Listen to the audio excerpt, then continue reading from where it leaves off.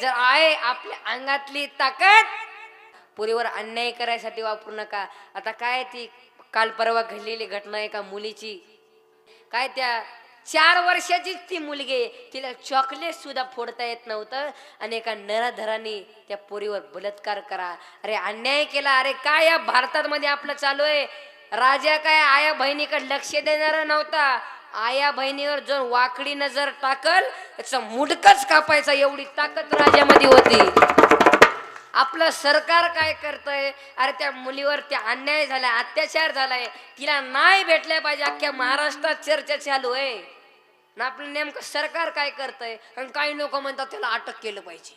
अटक करून 4-5 वर्षानं ते डबल बाहेर येणार, डबल पोरीवर बलात्कार करणार. काय ही चित्र. अरे ज्या ठिकाणी त्या मुलीला जाळले ना, त्या 4 वर्षाच्या मुलीवर त्या अन्याय केला ना, ज्या ठिकाणी त्या मुलीला जाळले ना, त्याच ठिकाणी त्या नराधराला जाळलं पाहिजे. अरे पोरीवर प्रेम करू नका. Love is money and money is life. Life is money and love is मनी.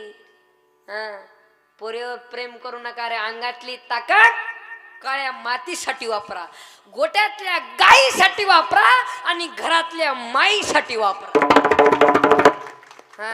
आमचा राजा आई बहिणीकडे पाहणारा नव्हता.